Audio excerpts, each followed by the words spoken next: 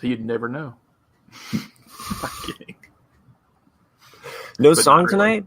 No song. I was lazy. I always have a few percolating, but then when I get around to it, depending on what the chords are, and do you normally play a song for Owen and Beru's barbecue? No, because this is what it is, right? This is not Owen and Beru's barbecue. Sorry, you asked. Wait! You asked me to be on Owen and Beru's barbecue. Okay, like Lindsey Buckingham, you got bumped. Yep, okay, that's why I got Mando. I wrote down. This is RCAD. I wrote down 10 pages of notes. Mm-hmm. Oh, well, just give us the cliff notes. Like what we got here, Jack. Like what was your favorite part? What do you got Mando. You got frogs. Don't eat the frogs. He knows what I'm talking about. That was and like we got it. No, and we got to get a big star in it. We got to get a big star in the because that's what shows when they're struggling.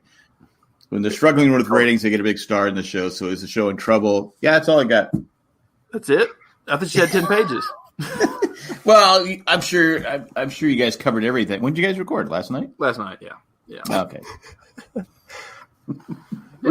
We ran into some scheduling issues. Jack was actually going to be on. I invited him to join us, and then Chris was all of a sudden available. And we were like, and of course, I want to have Chris on the show. It's been a while. He's one of the, I think, original 17 people that were on the show before Jack was. So we count him in the original core unit. So Chris joined us for Owen and Beru's last night. We just released the podcast today. You can hear, if you're missing Chris, he somehow spaced it and didn't realize we had to podcast tonight. So, but the show must go on. Wait, you didn't bump him from this show? Yeah, I bumped him for you. I just can't quit you, Jack. Like a Brokeback Mountain moment here.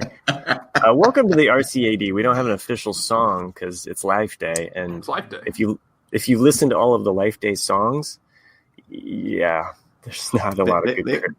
They were really big back in the 90s, right? Life Day or 2000? No, 2000s. Life Day. What does Life Day mean? Isn't it the grunge band from Seattle? Aren't they from Seattle? Right. I Walk a Lonely Line, and didn't they sing something like that? What's Life Day is where you save the frog eggs because you don't want young Yoda to be called a what were they calling him, a genocide guy. Yeah, this is like so genocide Yoda. So Randy asked a fair question, though. What's Life Day? I don't know if Randy is trolling us or being serious. I know a lot of people were talking about Life Day, but this is actually the RCAD. We don't have an official opening, apparently. Jeez, I mean, just twist the knife in a little bit more. I was really because last week was so fucking good that I really thought there'd be something to at least compare it by. But what did I do? Are you talking about The Mandalorian still, or what? No, fuck The Mandalorian. I mean, I'm talking about the song last week. Oh yeah, the song. Okay, sorry. Everybody was rainbow casting. That was really good. That was top notch. It was really good. So I'm sitting here all day long because it was a long day for me. Two grandkids were really wearing me out today, and it's only Tuesday. And I go, but Nick will have a song that will put a smile on my face. And so what we get, not only do I get bumped from Owen and Beru's. So okay, the one I was flirting. I felt like, wait, hold on a second. I felt like Owen and Beru's when I got bumped. I was over there. I was just simmering in the corner. Oh. It looked like toast that had been in the toaster too long. The theme song that I was going to use, just to keep with Life Day spirits, and it's maybe the best song from the original. So, Randy, to answer your question, nothing but Life Day. I like that. That's good. Is that from the Christmas special? It is. Yes. It has to. Well, it's not the Christmas special. The holiday special. Star Wars Holiday Special, which originally aired in November 1778. 1778? 1778. That's how much tea I nice. think. Yeah. 1778. If you've never seen it, save yourself. Yes. I mean, you can only see it on YouTube anyway. Did George Washington like it? He did. No, he wanted to take a sledgehammer to every copy that existed. That was probably the best entertainment at 1778, though. So you had Hamilton. If you would have shown people in 1778 what was happening in 1978, the holiday special, fuck this shit. We're gonna stay under British rule. Fuck yep. I think, or they may have like added a couple more amendments. I mean, because they had Benny Hill, so we had the Life Day special. So you're saying 200 years after we declare our independence, we've got people dressed up in it's like hairy dog things, and then like there's some gold-plated weird person, and like they would have lost their minds. Yeah. And then you have some weird tone-deaf people, and B. Arthur. They would have known B. Arthur's name because she was around in 1778. So like, oh look, there's B. Yeah. Well, I liked Randy. Was Abigail Adams in it? She was everywhere. She got around. Yeah. Hey, I'm not saying she. Hold on a second. That's just wrong. I'm not saying she slept with everybody, but she did sleep with Thomas Jefferson. I'll stand by that. If you have seen the original Star Wars Holiday Special, you know that Itchy probably is what Abigail Adams would look like if she was still alive. I'll bring that up on the screen as soon as I can here. So you're saying Abigail Adams was not hot? Yeah. That's just mean. It is probably mean. Lumpy, or no, Itchy, sorry. Lumpy. That's the Leave It to Beaver, isn't it? Oh, I guess it is. No. As you see here, this is Itchy right here. She looks nothing like Laura Linney. Itchy is actually a man. That is Chewbacca's father. And this is Chewbacca's son, Lumpy. Would you look at Lumpy? Yeah. Mm-hmm. One of the scariest things is when he actually watches what is kind of a little bit of softcore porn within the first, 15 minutes of the actual holiday special. Yeah. There is some weird... what is he? Does he watch? It's been a while. I saw it once. Yeah, that's all you need to see it. That's back when I think it came out. So, it's.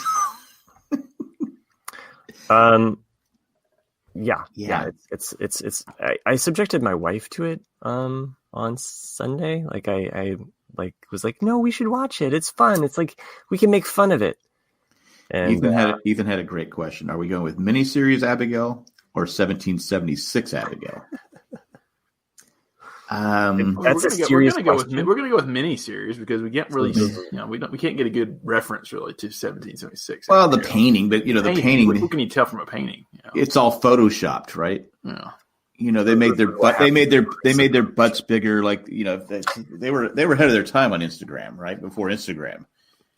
And the paintings they made themselves look muscular. The corset, yeah. Yeah. Oh, I thought that was just their butt. I thought that was the style back. No. Yeah. I like big butts. That was Thomas Jefferson. Mm-hmm. I like big butts, and I cannot lie. It seems like a parody waiting to happen that should have happened. Yeah. Let's write that down. Okay. Thomas Jefferson likes big butts. It's like in and he can't. Well, I guess it should have been. If he cannot lie, it should have been. Let Nick talk. It should have been. If big butts can't lie, it should be Washington, right? But go ahead.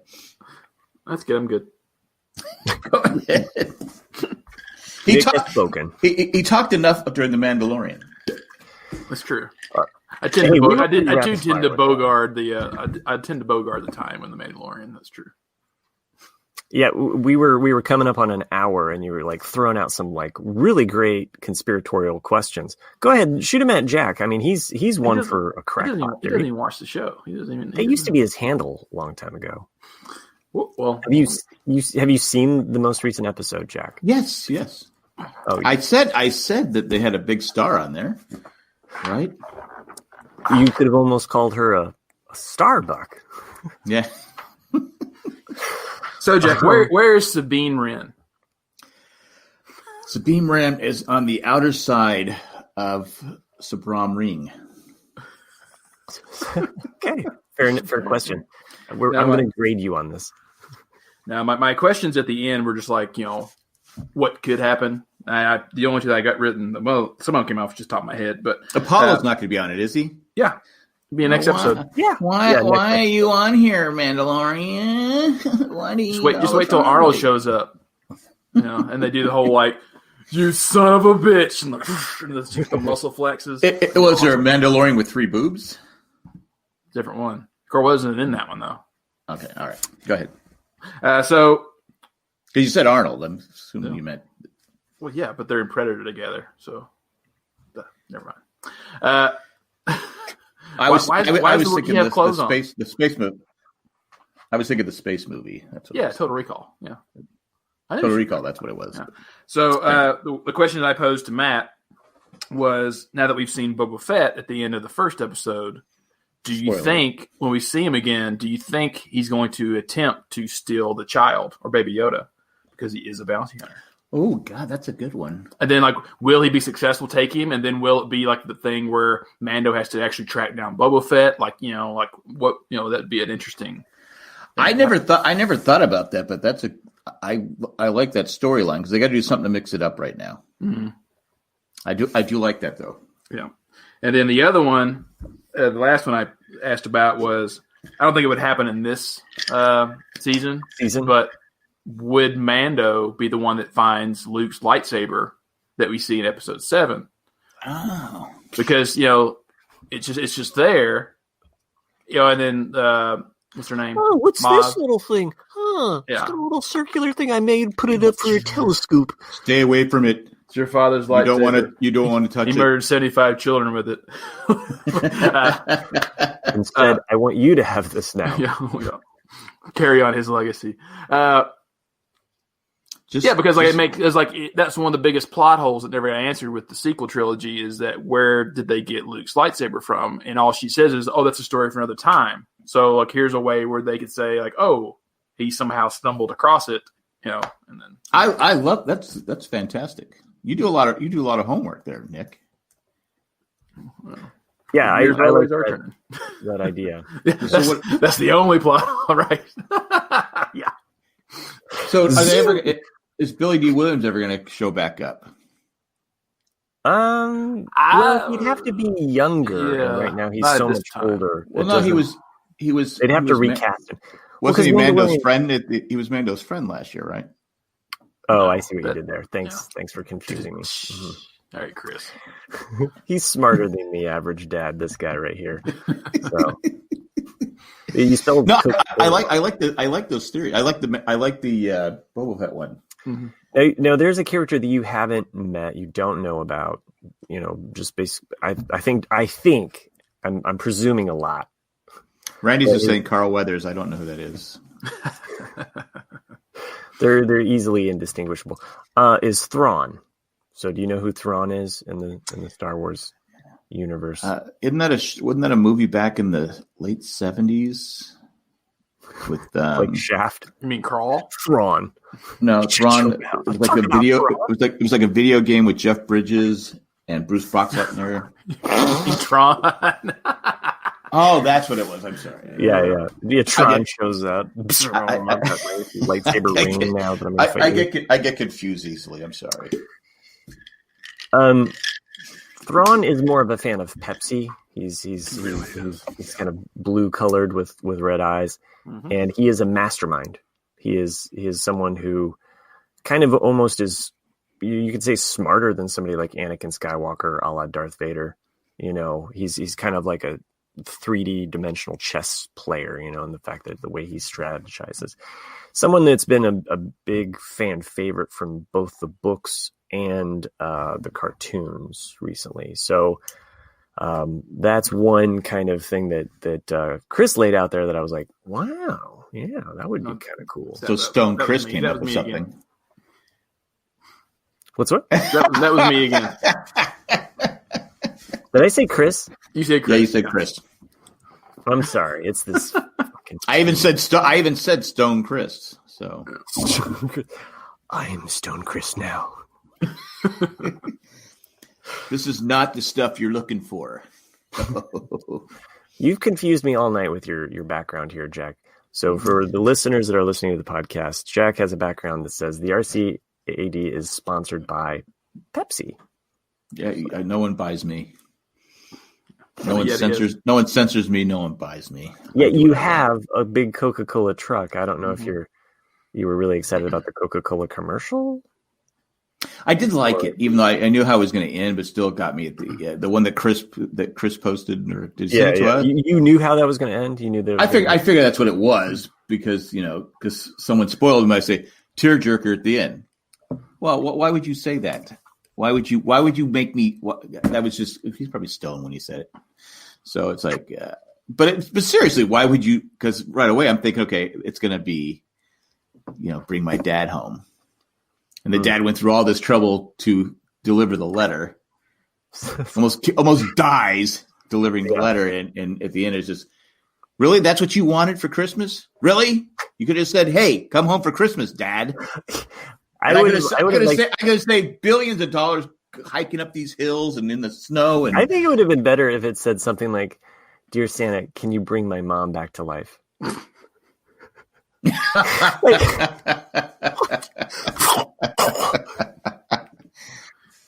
No.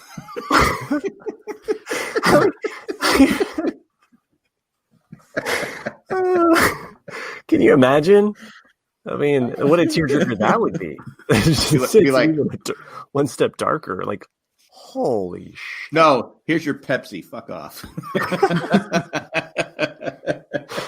No, it was because it's like 2.5 minute commercial. It was like it felt like but directed by, I'm gonna murder his name, so that's why I'm gonna let the Star Wars expert here, Nick, say who? I'm gonna just move you up here. Oh, yeah, that is better. Oh, no, that's not. I don't like being. That doesn't work. There, Jackson. Director of what?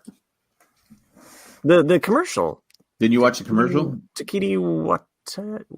Oh, Tiki. No, I guess I didn't see that commercial. What? Oh, okay. So you have no idea what we're talking about? No, I don't. I have no idea. Well, when you watch it, just imagine that when the dad opens the letter, it's gonna say, "Bring my mom back to life." It's like I'm not sure if I ever sent it. There's a schizophrenia commercial out there that because it's just the way that my mind works, how fucked up shit is. It's these two women sitting in the back of an Uber, I assume it's an Uber, and they're talking about like all their symptoms of schizophrenia. And that, for anyone out there, I'm not making fun or not empathetic to schizophrenic people, but they're talking about all these things. And the only thing I want to happen at the end of this commercial is for the Uber driver to turn around and say, "Who are you talking to?" Because it's so crazy. That's right. We talked about this at the end of Owen and Brew. So every now and then we have this bonus conversation, and I don't know what commercial you're talking about. Yeah, I have no idea. But apparently, it's for medicine. It's for medicine for schizophrenia. Or so you were being serious about that part. Yeah. It's a serious commercial, and it's just weird in its tone and like the way that it's kind of has a somber feel to it, to where it's like you're kind of suspicious of it the entire time you're watching it anyway. And then you realize, like, oh, this is a serious commercial. And then that's all I want, just because I have that weird, twisted mind that I want someone just to fuck with them. Do you think that they made it feel like edgy, like almost like, oh, something's not right? Because that's their target audience. Is that's people that are like, it gives you that paranoia feeling, like you could be like paranoia. People would be like attracted to it in some way, like a moth to a flame. They would be. I guess. Oh. It's like. I got a different ending to our Coca-Cola commercial. Okay, yeah, go for it. He drops him. Santa drops him. I'm assuming it was Santa in the Coca-Cola truck, right? Totally. That's a fucking cool truck, right? Am I right? It was either that or George Lucas. Yeah. So he drops him off, but he drops him off at Maury Povich. And he opens up the letter, says, "You're not the father." I wasted all that fucking time, and I'm not the dad. Yeah. Anyway, like Maury, like he basically Maury. Yeah, the ones that kind of like it was the ones that always fall all the time. Those old talk shows. It was Geraldo. Yeah, like just all those Jerry Springer. Jerry Springer, yeah. Like, well, you have Maury, or Maury, how you say it. And his famous one was always, are you the baby daddy? And so you'd have like these two different guys out there, or the women, and they're like, he's the dad, look at it. And then you'd be waiting the entire episode for them to go like, Jack, you are not the father. And then the guy, fuck you. And apparently, of course, the kid sitting in the audience going, nobody wants me? No, yeah. But apparently they make a board game for that. And like you can go buy it, and it's called like Now You Are Not the Father. Who would buy that? Who would go? So what do you have to give a sample of your sperm? What I don't understand the game. I would imagine it's probably like mystery date or something, to where it's like like they do something. Mystery date. How fucking old are you? Oh yeah, I remember that game was still around. I never played it, but I remember it. I'm willing for because that mystery date was the one where they had the card. It was like cardboard, right? They had like a hidden. Wasn't that a hidden guy in there? Was that? Am I wrong with that? I'm just watching Matt now because Chris isn't here to shit on him, to have fun shitting on me. But he's doing it very subtly. Chris is not here, so I get to shit on other people. But Mystery Day, that was the one with the cardboard, right? Yeah. Where I was too kind of busy like Clue, where you put it all in the envelope, and then eventually at the end you say like, "Oh, you're going on a date with wah." Yeah. I remember that. It's like, oh, great, he's ugly. I don't want to go on a date with him. Yeah, it was just keep ugly people down. I remember that game. John, maybe Baby Yoda is Vader's brother. Don't steal my theory. Oh, so we're gonna find out. Oh, that was a theory between you and me. Okay, you weren't fully fleshing it out. I got it. Okay, I didn't realize we had theories amongst each other. It's like a very personal theory. No, it's fine. You can say it out there. Well, now you got to bring it out. I don't have. Okay, Nick, roll it out. This isn't Owen and Brews, but I think that we've already. It's Life Day anyway, so we cracked open the case of Kegels. So the mystery is like where did Baby Yoda come from? Like who is Baby? Where? And so the most popular theory is that it's Yoda's child with Yaddle, who is another of his species, who is also a Jedi Master. But I was just thinking the other day, and I was like, I guarantee it's probably Palpatine or Sidious created Baby Yoda because he's 50 years old, roughly 50 years old. And so he'd be the same age as Anakin, Darth Vader. And that's how Darth Vader, Anakin was created. It was through, them creating all this. And it also reinforces with season 1 and them wanting his DNA, because we know from the sequel trilogy that, but isn't Yoda like 900 years old? Yoda is, but Yoda's dead. Not Baby Yoda. Not Baby Yoda. Baby Yoda. So Baby Yoda's not Yoda. No. That's what's been screwing up my whole Mando time. I go, wait, how is it possible for this to be happening now? Bum bum bum. So it's he's just another. He's not a Yoda. No, well, he's just another person from that species. But up until now, we've only seen two ever of that species. So he doesn't have a name yet. No, we just call him the child or Baby Yoda, which is not what they want you to call him, but everyone calls him Baby Yoda. I call him BY. You know? Well, if they didn't want us calling Baby Yoda, they shouldn't be selling all the fucking Baby Yoda merchandise. Yeah, well, they call it the child. All the merchandise calls it the child. They don't call it Baby Yoda. Yeah, but everybody on Twitter and Facebook and Instagram, and back in 1778, they call him Baby Yoda. Oh, okay. Well, if George Lucas could go back in time, he would totally destroy the original holiday special. Why is Baby Yoda not using the Force anymore? He's eating. He's got to recharge, man. Look at that body. He doesn't have I get it. Other than like the Sarlacc, water Sarlacc person, that's the only time he's ever really been in danger so far this season. So. What are you talking about? There, he was Mandalorian was surrounded by people. Luckily, Mando's got it. Bouquet. Well, no, the other Mandos came in. But at that point though, he's down in the water. He was in a creature's gut at that time. Yeah. No. I'm talking when they went back to the. You killed my brother. What? Your brother? Did I kill your brother? Was it me? And then Starbuck comes on. No, I killed your fucking brother. I killed your fucking brother. I did it. What? A woman can't kill someone? So chauvinist are you, dickhead? Anyway, Jack, if only we could maybe curse it's a mistake, Jack. the Owen and Bruce. Oh wait, no, Chris already fucking did within the first 7 seconds of the show. But I like your breakdown, Jack. I like how real you're being about it, and also I have another follow-up question from your surprise that Baby Yoda is not actually Baby Yoda. Well, that was fucking me up the whole. No, that's fine. Seasons. That's fair. But when do you think this takes place? Yeah, this is after the Death Star blows up. Which one? Okay, which one? Not the stupid one. The first one. No, it's a stupid. It's the second one. No. Which one do you wait? Which one do you think is the stupid Death Star? the Death Star where they did it, they blew it up again. Where there was a mistake with it again. Oh, that's the second. Or you mean Return of the Jedi? No. Force Awakens. What movie was it? They had to blow it up. They've blown it up 3 times now. Yeah, 3 times. Well, the first time was the cool one. Okay, there was a small mistake. Okay. It had a little 2-inch hole. Got it. Mm-hmm. But then they kept making the same mistakes on these Death Stars. Like you think somebody would have said, "No." So it's a small one. It's a small hole in the first one. So only 2 meters wide. And the third one, it's a lot bigger. It's so big you could fly a ship into it. That's how smart they were thinking. Well, maybe there were too many ships going into it, and that's why it was so big. I think that is the case, and probably the Death Star didn't want them to go in and out as many times as they did. Yeah, that could have been it. Really shook the Death Star to its core. Yeah.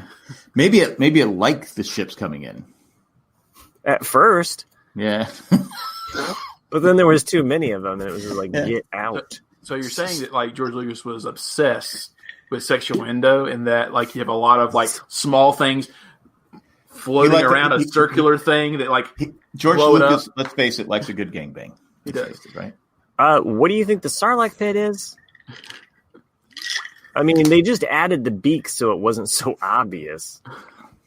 Well, that's from Return of the Jedi. Yes, where it consumes someone for 1,000 years. Like, is that what it is? Yeah, because that'd be a shitty way to go. Yeah. So when does the Mandalorian take place? Mandalorian. It takes. It's well the evil people. The Empire is wiped out, but there's still evil people. Okay. Okay. I think you're on the right track here. Because it wasn't making it hasn't made sense to me ever since I go, well, how could Baby Yoda be here? But did you reincarnate Baby Yoda? What's going on with Baby? I see. You're thinking of a reincarnation thing. Reincarnation Baby Yoda. He's spored or divided. Yeah. Well, like Nick has said, we've only seen 2 of them. Mm-hmm. Right? In the whole 10 episode, there's only been 2 of Yodas. So how do we know this is not the real Yoda reincarnated? That's fair. But except that we know that this Baby Yoda, let's just say, existed at the same time as Yoda because it's 50 years old. Is it 50 years old? That's what we heard in the very first episode. Well, how do we know it's 50 years old? It was born around the same time, presumably. What Nick maybe it's clone Yoda. Maybe it's clone Yoda. Could be, but like the theory is that the dark side created him. At least my theory, and that so he's just like Anakin, is that he's another person created from the Force. And the reason why they wanted its cells in the first season is because they want to resurrect the Emperor, and they need these Force-sensitive cells to do that. Or, the Moff Gideon, the evil guy, wants him again is because he could potentially, what we saw from episode 9, is that Sidious, once he does return, could transfer his powers into Baby Yoda and make him an evil Baby Yoda. Unlimited power. Right. Gotta save the child. Yes, save the child, save the galaxy. But if he turns out to be bad, Should the He Mandalorian does just kind of have a weird side to him. Mm-hmm. Yoda? Baby Yoda. Well, he was trying to. Well, the internet was upset with him for the genocide thing. It was supposed to be funny, and it is funny. But. Well, no, we have to hate. We have to hate everything. You're correct, Chris. Yes, 9 years after the Battle of Yavin. It's 5 years after Return of the Jedi. Oh, Chris is here. Nick likes to keep pushing it back and back. He wants Bo-Katan to be like 50, and I'm saying no, she's 40. So I've tried to meet him halfway, say 45, but he's just not budging on the whole 40 thing. Kim says, "Have you seen A Beautiful Mind?" I don't. I'll go 44 or I'll go 46, but I won't go 45. Kim says, "Matt, have you seen A Beautiful Mind?" I'm just going to say this: I don't judge things by looks. I don't. I have seen A Beautiful Mind. Yeah, it's a decent film. That's with Russell Crowe, right? Yep, and Jennifer Connelly, and because he goes, "Are you not entertained? Are you not entertained?" Right? Is that what he says in A Beautiful Mind? Did that one 2 years prior, but yeah. Yeah, I think that's glad. You go with what won you the Oscar, right? Or did he win an Oscar? He won it for both. Yeah, there you go. At least he was nominated for both. Matt probably doesn't like him because he won an Oscar because he hates Tom Hanks. Oh, I forgot to mention. I hate that. Rita Wilson liked our little banter going back and forth. Did we talk about that on this podcast? We did. Or was it we post? did not. I was really. Did you read Chris's comment when he said I lost my mind today? I was actually shocked that no one got my Tom Hanks reference. My response to that. I skipped. I would be honest. I skipped through because I just happened to look. I go, what are we talking about? Are we doing tomorrow? Tomorrow? I can't do tomorrow again. All right, then I'm so I apologize. I didn't read it. Okay, yeah. But Rita Wilson liked our. She did. Yeah. Now you've got another celebrity friend. Well, she's not. Well, she's not following you, but she at least liked your post there. So that's always. I can get Tom Cruise, Marie Shriver, but I can't get Rita Wilson. I liked her on the Brady Bunch. So how she swings, man. She's a married woman. But anyway, so I had said to Chris said, guys, I lost my head. And I went, what's that bump 3 feet above your ass? And it's perfect from League of Their Own. I figured you guys would get that. But I guess not. I was actually at work at the That's time. The funniest line. That's the funniest line. It's a funny line, though. You have to get it when they said because it's said twice in the film. But there's several funny lines in League of Their Own. I wouldn't put even that in the top 10. It's the context. John, I missed this comment. That was very hilarious. So this was easier when there was only one Star Wars movie. You're right. And we only had one life day. This one right here. He's exactly right. Life would have been so much easier just one Star Wars. One Star Wars. When it was just Star Wars. Because I remember when they started saying A New Hope. I go, wait, when was it called? I don't remember it being called A New Hope. Yeah, wasn't until 1981 when I changed it to New Hope. I wonder. Not as the title. Like people didn't collectively know it as that until the prequels came out. When the prequels came out, that's when they did the whole rebranding. Yeah, but that just threw me off because I mean I know what you're talking about as far as like that they put episode 4 at the beginning. But when they made a big deal of it. Yeah. I'm saying that they made a big deal about it because they wanted to know that it was all under Star Wars as a title. But that these were episodes. I was annoyed when they called it episode 1 of Phantom Menace because I was like, you've never done this before. Just call it a Phantom Menace. Right. Like I don't need the episode 1. People should figure this out. Yeah, and if they're that dumb, then they don't need to be a part of the. Don't ride the ride. Right. Exactly. Don't pass go. Don't collect $200. Don't give your sperm sample. We don't need it.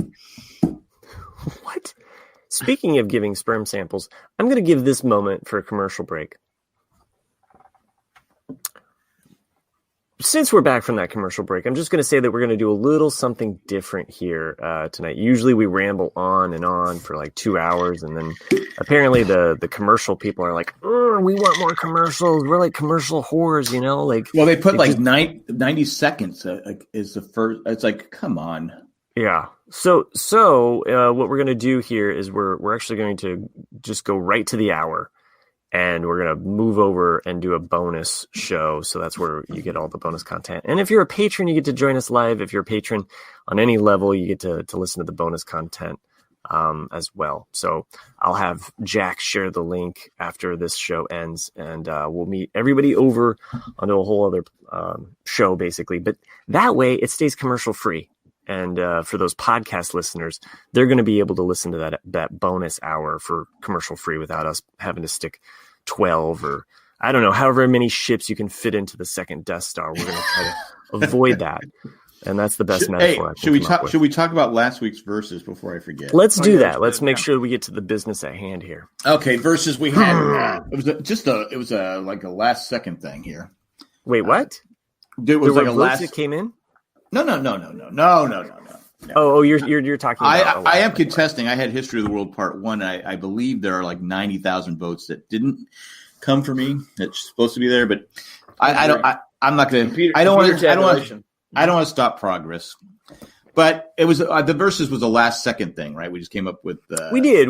It was a very on the spot thing. And if you want to promote your podcast, we have a blog thing on there. You can promote it there. Anyway, the RCAD verses. What is your favorite Mel Brooks movie? Well, it was close. We had History of the World Part 1 got 9 votes. Literally 9 people voted for History of the World Part 1 over Blazing Saddles, Spaceballs. And Nick was one of them.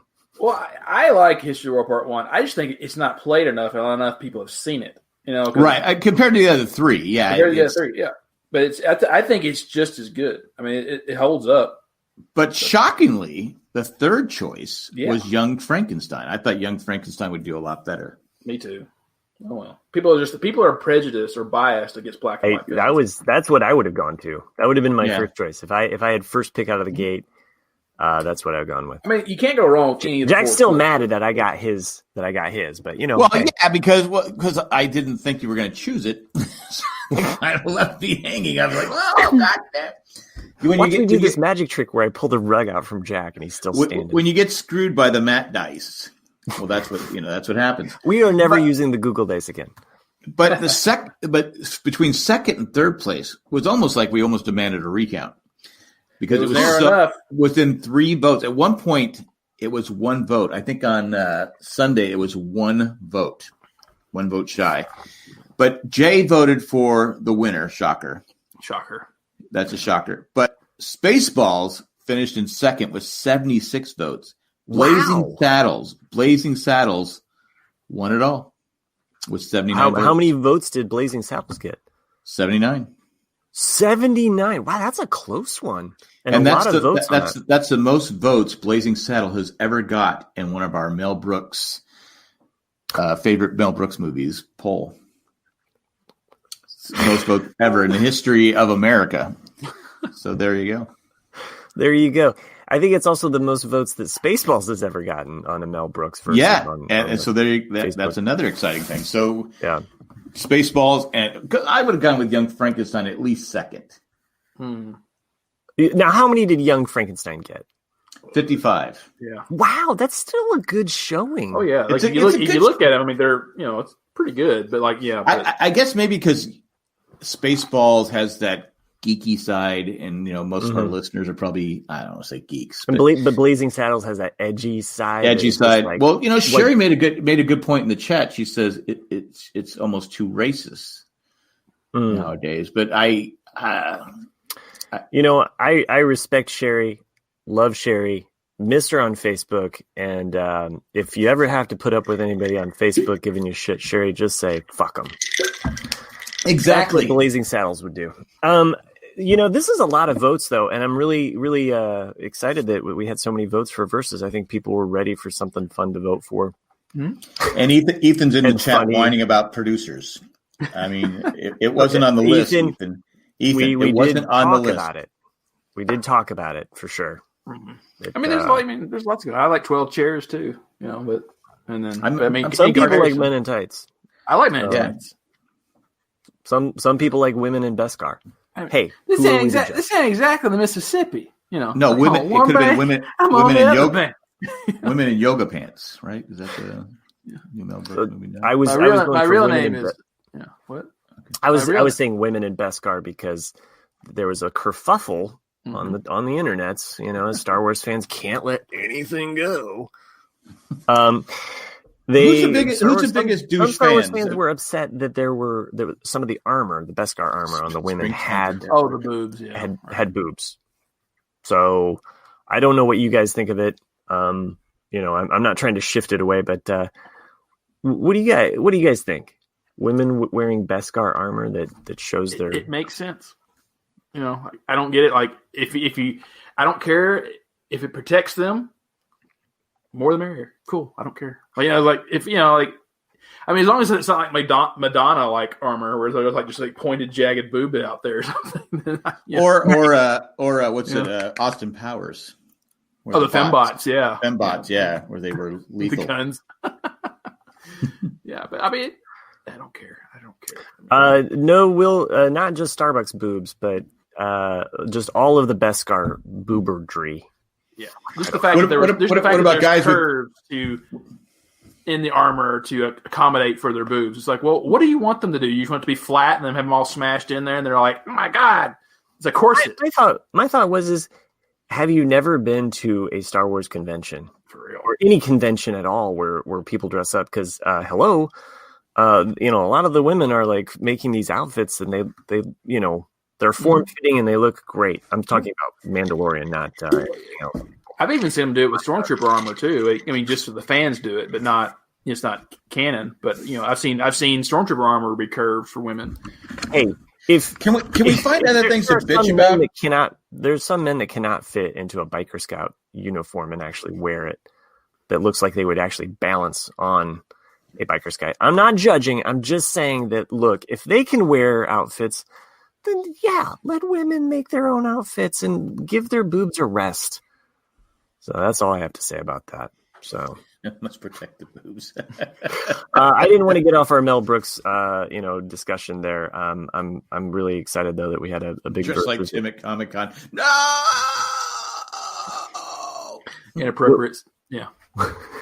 What we'll have to do, we'll get our crack team of writers together and come up with another holiday versus. It's really hard to do one because I think we've done best song and Christmas. Well, my wife is already playing holiday music, and she started setting up. And I thought, because Christy she does the Survivor and Big Brother with me. She says it's too early to put up a Christmas tree, and I said yes. Capital letters, yes.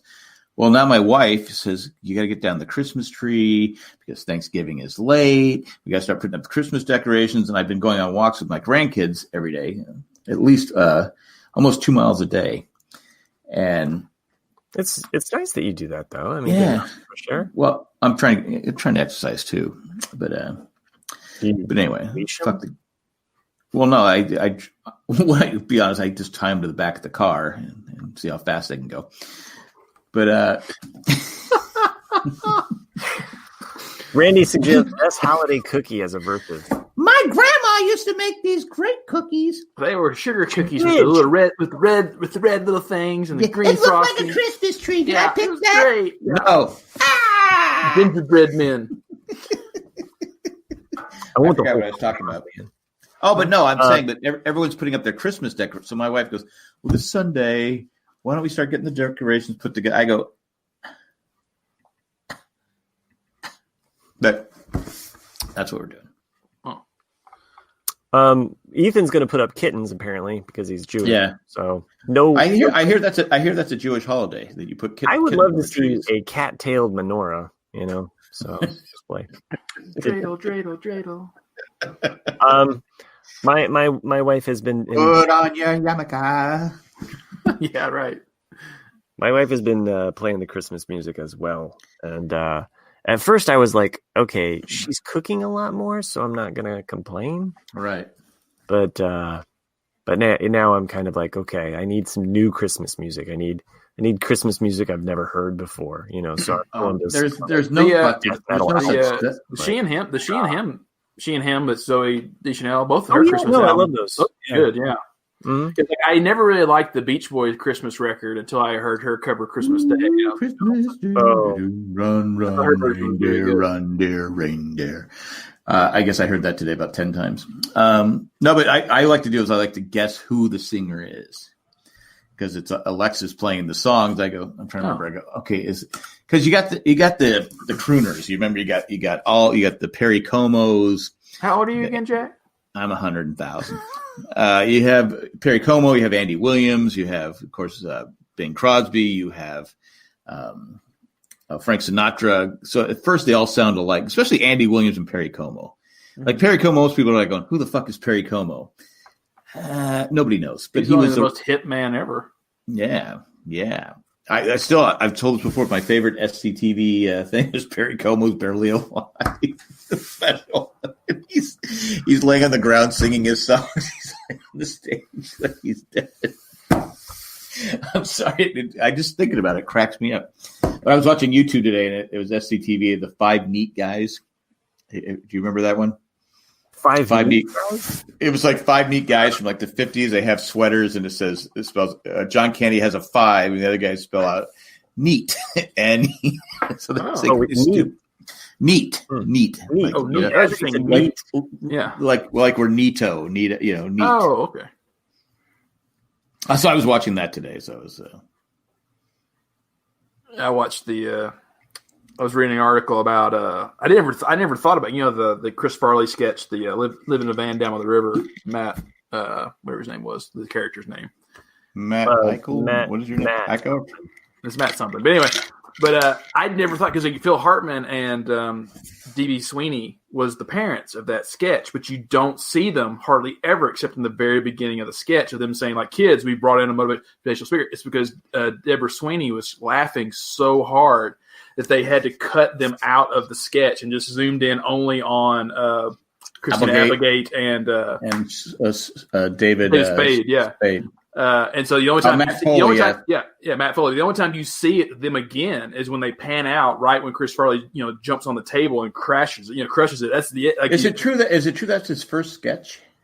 As 93, I don't know if it's his first sketch. I think that was. I was watching something.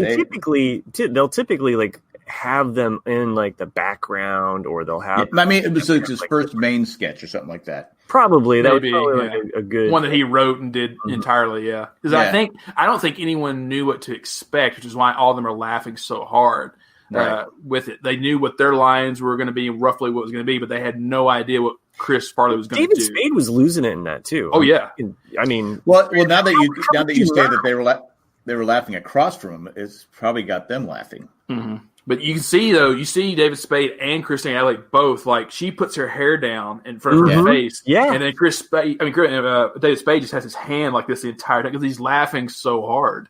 Oh, yeah. I watch it like every month. Once a month I watch it. Every month you watch it? Just because it pops, because I've been watching all these Celebrity Jeopardies because of Alex Trebek and Sean Connery. And I said, "What's the irony?" I go, but I just been. I woke my wife up the other day laughing at one that was when he goes like when he takes the word and makes it his own thing, like penis eruption or whatever the word is. They're hilarious. Yeah, I never mind when they break. I always feel it's really like the human part of the watching it live, and it almost kind of makes you laugh when you see a comedian break. Or specifically, I think when there's bigger actors that break on scenes, that always gets me. That's what made Carol Burnett so funny. Mm-hmm. Was when Tim Conway was on and Harvey Korman could not. Speaking of Mel Brooks movies, Blazing Saddles. He was in Blazing Saddles, Harvey Korman. Mm. He was Hedley. He was also featured on Happy Life Day, everybody. He is fucking in Star Wars Holiday Christmas Special. Really? Well, not Christmas special, but it's a holiday special. Sorry. But yes, Harvey Korman is in it. But no, I do like that when they start laughing. He plays a bit part. So I think he plays the robot, and then he's also in the cantina scene too, if I'm not mistaken. So, anyway,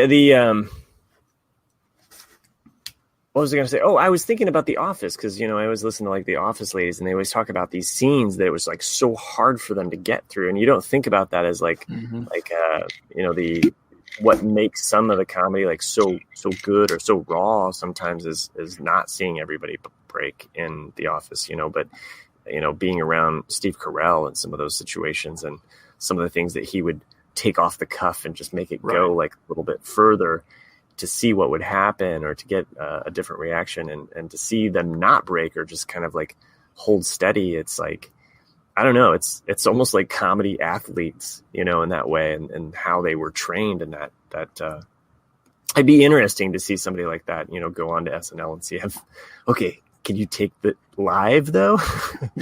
Because a lot of times they have those laugh breaks. Go ahead. Yeah, I think that would be the hardest thing for a comedic actor to do is if you know what the dialogue is, and let's say you've gone into 10 or 20 or 30 takes of this same scene over and over. After a while, it's like it's just not there anymore. The funny bit to you, and I think you're right. Like I think a lot of them, if they can just improv it right then, it's way better than having something scripted out to roughly what you're going to do, but just let them kind of just go, let them feed off each other. Because especially with The Office, had such a great cast of just naturally funny people. Great improv actors too, yeah. Mm-hmm. Probably, yeah. It was interesting though, like also kind of getting some of that behind the scenes of The Office, because you think like all of them were kind of raised in that, but there were some that were more classically trained, and there were some that came from that more not sketch comedy but improv. So they actually had a blend of it, and then some of them were writers. So and then you have Phyllis, who was basically a casting agent. So okay. She read a lot of the parts when they did the whole casting. So they decided to put her in the show. Yeah. Mm-hmm. Kind of like Harrison Ford. Yeah, but like Toby, and then of course Mindy, and right, and then DJ. They were all writers. Anyone think that Toby was the Stanton Strangler? I've always thought that, but I thought they disproved that. I mean, that's like one big mystery. I was going to do a video on one of my YouTube channels saying that he was, because I honestly believe he is a Stanton Strangler. So I might do that just because. What was the name of the town again? Stratton, PA. What? Who's winning? Score 0-0. Yeah. Which town are you talking about? Oh, I'm sorry, Scranton. There you go. You got it. I even wrote down Scranton, but I was saying Scranton, wasn't I? Scranton. I'm like, is he saying Scranton? And I'm like, I'm from Pennsylvania. I can pronounce it any way I want. Okay, Maury. Yeah. I'm allowed to. Go ahead. I'm allowed to. Who's winning? There you go. Murray Povich. I knew you were quoting Ferris Bueller too, Matt. And I was like, wait a minute, does he have that backwards? Like, what's the score? 0-0. Who's winning? The Bears. Yeah. I got that too. I always go for the back joke first, the who's winning. I don't know why, but we're coming up. One of the neat things about that film that a lot of people don't put also 2 and 2 together is that he catches the fly ball in the game when they go to the Cubs game, the foul ball. Right? Yeah, and then at the very I can be a dick too. Yeah, and then at the very end of the movie, he takes that same baseball to throw to knock off the stereo system. I was like, right, just a little. Without that, you wouldn't have you'd be caught. You would have got busted. But there's a lot of, I'm not sure if it might have been this podcast that we discussed it, where about is Ferris Bueller really real, or is it all Cameron's imagination? He's in the back of that car. He's in the back. Well, he's in the back of the car, but like even like in the parade scene, Cameron is there in the audience. He's in the back of an Uber talking to another woman. He is. Yes, exactly. But like him, bring back your commercial theory here. So Cameron and Simone are holding hands the entire parade scene when Ferris is up singing. And so you wonder if what's really happening is Cameron projecting himself onto that happening, because they would not let some random kid up on him to a parade float. Well, if it's Ferris, you do, because it's Ferris, right? He is the star of the show. Oh, that would explain why his dad didn't see him. Exactly, because he's really not there. Not right there. There's a lot. I love that there's these theories that you can make and put into movies. Wow. You know what Jack's next video is going to be? I have special guest Nick to break down his theory. The crazy shit that Nick comes up with. I did start watching a show though, Jamestown on Amazon. My wife and I thought, okay, we're going to watch Jamestown, so we power through because she says it ends November 30th. I said, okay, let's just. So we get through the first season. You have to buy the next 2 seasons. I said, so you're saying as the first season is is free until the 30th.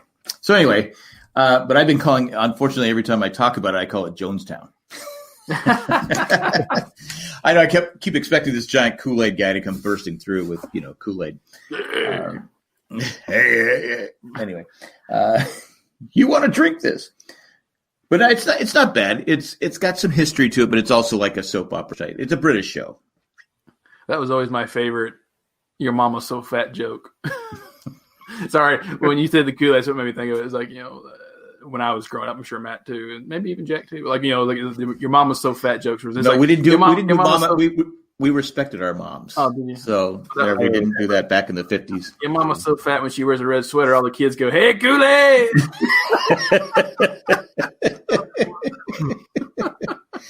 When was the last time anyone had? I used to love Kool Aid as a kid. When was the last time anyone had Kool Aid? I drink it all the time because they have the squirt bottles now. Not the powder anymore, and so because it's sugar free, which because I don't try to keep my sugar down, and so I just make a little jug, fill it with water, squirt that in, and you're good to go. Because I used to think it was the coolest thing when my mom would make Kool Aid ice cubes. Mm-hmm. Because these things kids playing at home, we used to have these things called ice trays. You had to fill it with water, put it in the freezer, and about 10 hours later, you'd have 12 ice cubes that had to last you a week. Now, were yours the old ones that was the metal that had the little metal lever in the middle, and you had to open it, and you had to crack it, and you'd lose half the ice because the damn thing's cracking. So you go from 12 ice cubes to 6. Flying everywhere, yeah. It's like, I got to put them back in again. Okay. Use warm water. Because use warm water, it freezes faster or something. I don't know. That's what they. Yeah, it's the difference in temperature change. Mm-hmm. Oh. So, but anyway, because what do you make? Yeah, I remember don't you just put the glass in the refrigerator? Or what? Glass? Not popsicles. Ice cubes. Yeah, Kool-Aid ice cubes. Yeah, ice cubes. Yeah, Kool-Aid ice cubes, but then also popsicles too. My mom would make the popsicles. Like you could stick a little. Yeah. Fuck you. No, I'm saying. We did the same thing, Matt. We had the homemade popsicle kit, and you poured it on and you stuck them in. And it was a little piece of plastic. Yeah, and it was Tupperware. It was Tupperware. And then when pudding pops came along, and when pudding came along, my mom was just like, "I don't trust that man," and then so she made her own Jello pudding pops. Because those pudding pops came with something that kind of made you fall asleep, right? Oh man, this is so sleepy. Speaking of old, never do that again. Now, have you guys also fully switched over to microwave popcorn, or you still do it the old-fashioned way as well? Oh, we do the microwave popcorn, but I like the old air poppers. Yeah, the air poppers. Yeah, where you put the butter and you drip the butter, the butter would drip that, but the butter never worked. It never worked because it never got faster. So what I do is as I was doing the air popper, I'd get a pan and then put some Parmesan cheese in there and mix it up with I think my mom still uses her air popper to this day. I mean, it's over 40 years old. She still uses that damn thing. It's white, with the yellow plastic top, And I don't think I have any fingerprints left because of how hot the microwave popcorn is. You got to open up, and go and you lose half the popcorn because you're burning your hands. Anyway, we're gonna have to wrap this up here. Oh shit! I'm trying to get it into an hour here, just like she said.